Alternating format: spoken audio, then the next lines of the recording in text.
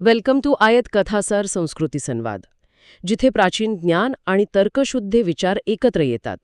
आज आपण कर्म समजून घेणार आहोत. अंधश्रद्धा म्हणून नाही, तर कारण परिणामाच्या शास्त्रीय नियमाप्रमाणे, ज्याचा वर्णन भागवद्गीतेमध्ये आढळते. पण हे सर्व उलगडण्याआधी आपण एका क्षणासाठी एक वेगळीच कल्पना करूया. नक्कीच. म्हणजे बघा, समजा एखाद्याचा अत्यंत महत्त्वाचा कम्प्युटर अचानक पूर्णपणे खराब झाला, त्याच्या हार्डवेअरचे अक्षरशः तुकडे झाले. पण ज्या क्षणी नवीन कम्प्युटर आणला जातो, त्या क्षणी जुन्या कम्प्युटरमधील सर्व फाईल्स, डेस्कटॉपचे वॉलपेपर, ब्राउझिंग हिस्ट्री आणि पासवर्ड्स त्या नवीन मशीनमध्ये आपोआप डाउनलोड होतात.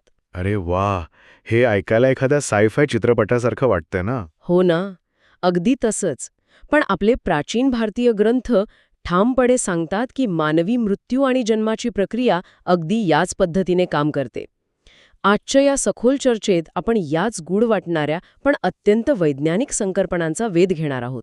आणि यासाठी आपले स्रोत खूप भक्कम आहेत. हो, खरंय. मुंडक, कठ आणि बृहदारण्यक यांसारखी प्राचीन उपनिषदे, तसेच गरुड पुराण आणि श्रीमद भगवद्गीता यांमधील अफाट ज्ञानाचा आपण आज आधार घेणार आहोत. म्हणजे हे ज्ञान केवळ तत्वज्ञान नाही, तर मृत्यूची आणि जीवनातील अनिश्चिततेची भीती मुळापासून उपटून काढणारं एक तर्कशुद्ध विज्ञान आहे. ठीक आहे, आपण हे जरा उलगडून पाहूया. नक्कीच. आणि हीच या ज्ञानाची सर्वात मोठी ताकद आहे. म्हणजे जेव्हा आपण मृत्यू, कर्म किंवा जन्म या शब्दांकडे पाहतो, तेव्हा साहजिकच आपल्या मनात एक प्रकारची अज्ञात भीती किंवा आदरयुक्त धास्ती असते. अगदी बरोबर. एक प्रकारचं दडपण असतं. हो, पण जसजसे आपण या स्रोतांच्या आणि संकल्पनांच्या मुळाशी जातो, तसतसे आपल्या लक्षात येते की यात कोणताही जादुई, अंधश्रद्धेचा किंवा भीतीदायक प्रकार नाही. हा एक अत्यंत अचूक आणि तर्कशुद्ध असा प्रकृतीचा नियम आहे. म्हणजे निसर्गाचा नियम. अगदी तसंच. आज आपण याच नियमांची उकल करणार आहोत, जेणेकरून रोजच्या आयुष्यातील आपला तणाव, भविष्याची चिंता आणि मृत्यूची भीती दूर होऊन एक वेगळी शांतता आणि स्पष्टता आपल्या सर्वांना मिळू शकेल. तर मग या चर्चेची सुरुवात आपण कर्म या शब्दापासूनच करूया.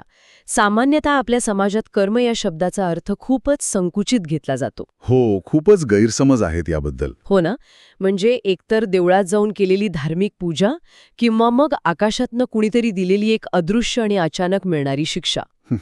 मला तरी असंच वाटायचं सुरुवातीला. हे खूप नैसर्गिक आहे. बहुतेकांना असंच वाटतं. पण आपल्या आजच्या स्रोतांमध्ये कर्माची तुलना थेट न्यूटनच्या भौतिकशास्त्रातील तिसऱ्या नियमाशी केली आहे. म्हणजे प्रत्येक क्रियेला समान आणि विरुद्ध प्रतिक्रिया असते. हे ऐकायला खूप छान आणि तार्किक वाटतं, पण प्रत्यक्षात हे कसं काम करतं? यात सर्वात लक्षवेधी बाब म्हणजे न्यूटनचा नियम जसा भौतिक वस्तूंना लागू पडतो, अगदी तसाच कर्माचा नियम आपल्या चेतनेला आणि ऊर्जेला लागू पडतो. हे समजून घेणं खूप महत्त्वाचे आहे की कर्माचा नियम म्हणजे जशाच तसे किंवा एका डोळ्यासाठी एक डोळा अशी कोणतीही संकुचित सूड भावना नाही. म्हणजे कोणी वाईट केलं तर त्याच्यासोबत लगेच वाईट होईल असा तो थेट हिशोब नसतो. नाही, तसा तो नसतो. तो एक अत्यंत तटस्थ, शांत आणि विश्वाचा समतोल राखणारा निसर्गाचा नियम आहे. प्रकृतीचे नियम सर्वांसाठी समान आहेत. आपण जो काही विचार करतो, जो शब्द उच्चारतो किंवा जी कृती करतो, त्यातून आपण एक विशिष्ट प्रकारची ऊर्जा विश्वामध्ये सोडत असतो. हां, म्हणजे केवळ कृतीच नाही तर आपले विचारसुद्धा ऊर्जा निर्माण करतात. अगदी बरोबर. आणि भौतिकशास्त्राचा नियम असा आहे की निर्माण झालेली ऊर्जा कधीही नष्ट होत नाही. ती फिरून कुठल्या ना कुठल्या मार्गाने आपल्या मूळ स्रोताकडे म्हणजेच आपल्याकडे परत येतेच.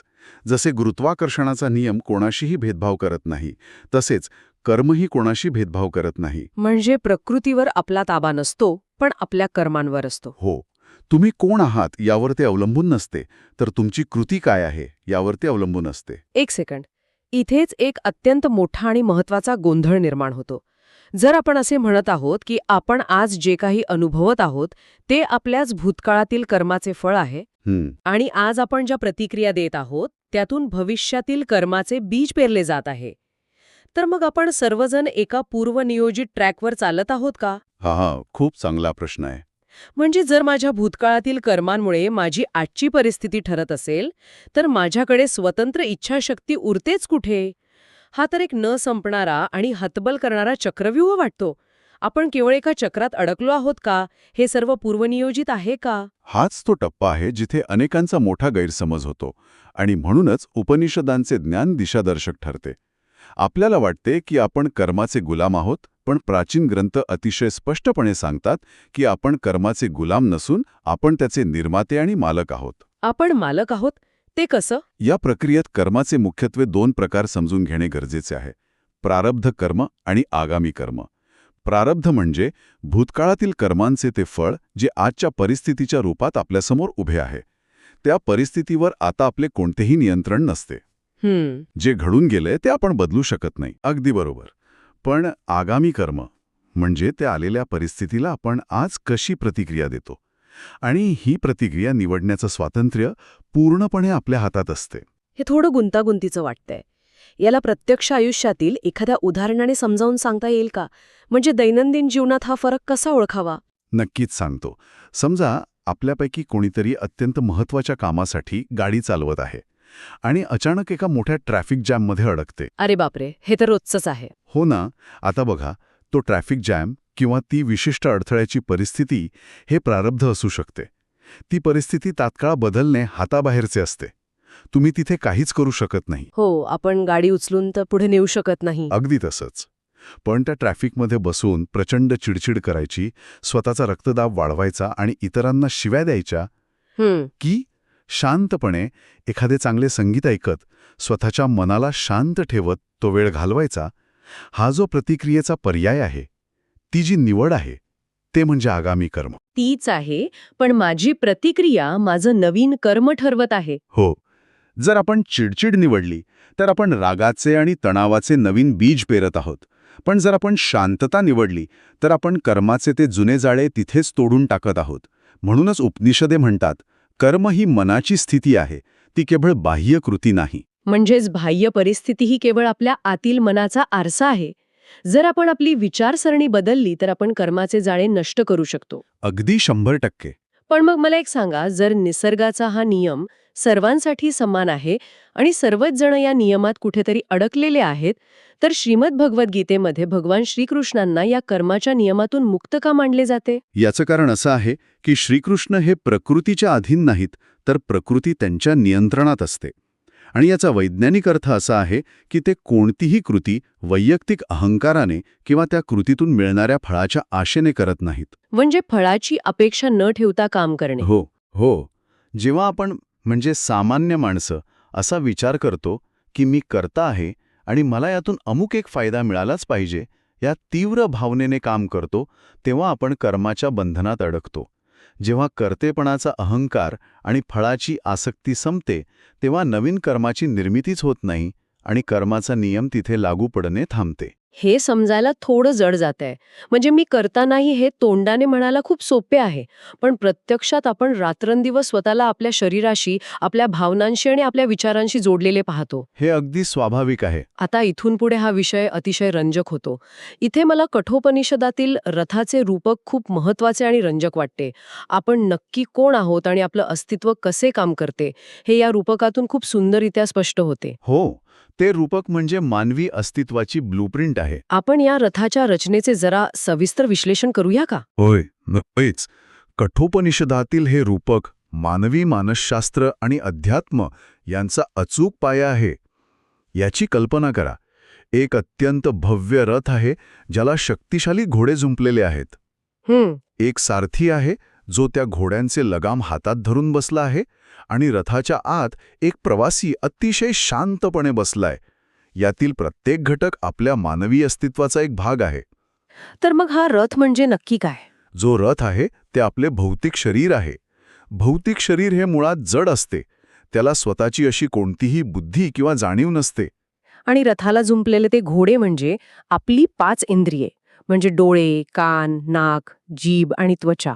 अगदी बरोबर ओळखलात. आणि हे घोडे अत्यंत चंचल आणि वेगवान असतात.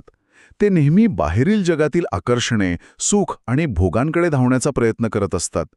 डोळ्यांना सतत काहीतरी आकर्षक पाहायचे असते, जिभेला सतत नवीन चवी हव्या असतात. खरंय, ते सतत कुठेतरी पळत असतात. आणि या घोड्यांना नियंत्रित करणारे जे लगाम आहेत ते म्हणजे आपले मन.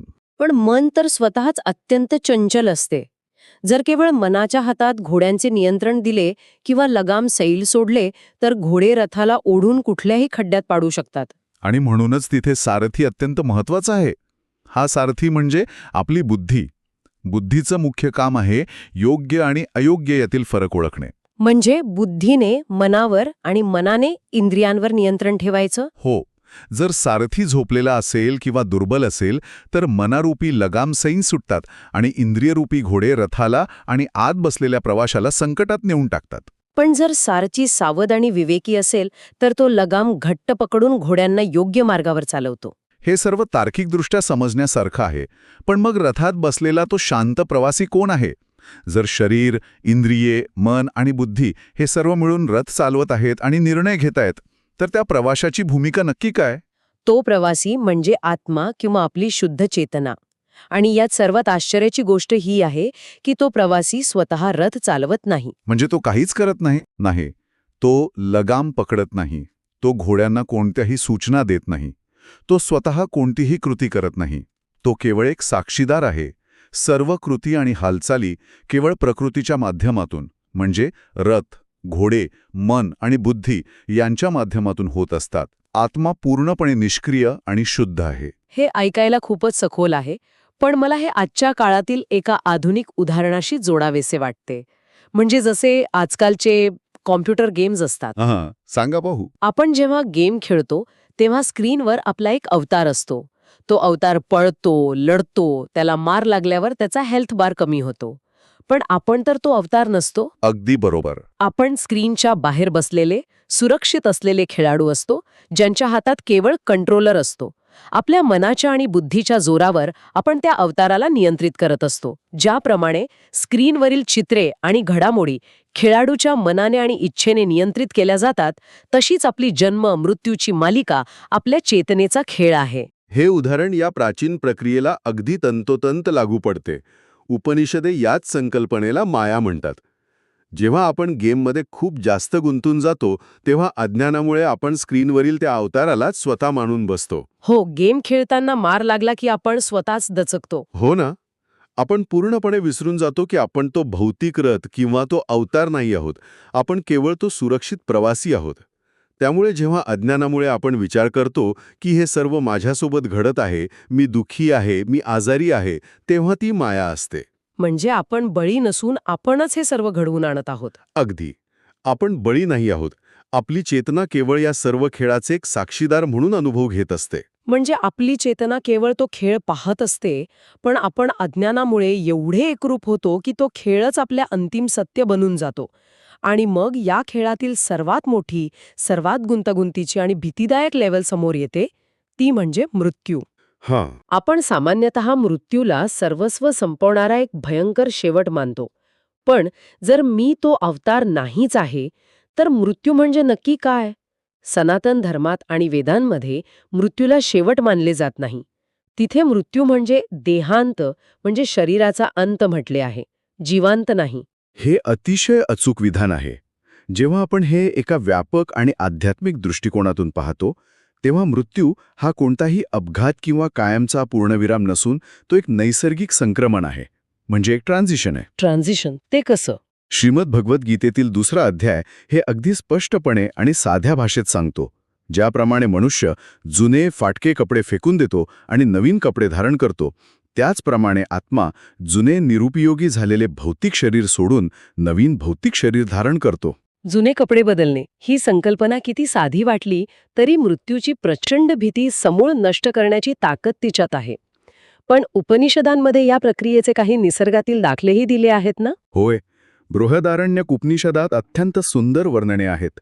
जसे एखादे पिकलेले फळ, समजा आंबा किंवा अंजीर, जेव्हा पूर्णपणे पिकते तेव्हा ते कोणत्याही वेदनेशिवाय अतिशय नैसर्गिकरित्या देठापासून वेगळे होते. त्याला तोडावं लागत नाही. अगदी. किंवा जसा एखादा साप आपली जुनी कात सहजपणे टाकून देतो आणि नवीन कात्रीसह आपला पुढचा प्रवास चालू ठेवतो. अगदी तसेच मृत्यूच्या वेळी आतील सूक्ष्म शरीर भौतिक शरीरापासून वेगळे होते. मृत्यू हा कोणताही भयंकर शेवट नसून तो 2 कामाच्या दिवसांमधल्या झोपेसारखा एक आवश्यक विश्रांतीचा काळ आहे. 2 कामाच्या दिवसांमधली झोप हे खूपच सुंदर आहे. हो. दिवसभर काम करून थकल्यावर आपण जसे रात्री गाढ झोपतो आणि दुसऱ्या दिवशी सकाळी नवीन ऊर्जेसह जागे होतो, तसाच हा मृत्यू आणि पुनर्जन्माचा प्रवास आहे. पण इथे एक अतिशय तांत्रिक अडचण येते. जर शरीर नष्ट होते, तर मग पुढच्या जन्मात आपल्यासोबत नक्की काय जाते? डेटा कसा ट्रान्सफर होतो? म्हणजे आपण सुरुवातीला जे कम्प्युटरचं उदाहरण दिले होते, त्याकडे पुन्हा जाऊया. आपण म्हणतोय की मृत्यू म्हणजे भौतिक शरीराचा नाश. हे शरीर पंचमहाभूतांचे पृथ्वी, जल, अग्नी, वायू, आकाश यांचे बनलेले असते, जे मृत्यूनंतर पुन्हा त्याच तत्वांमध्ये विलीन होते.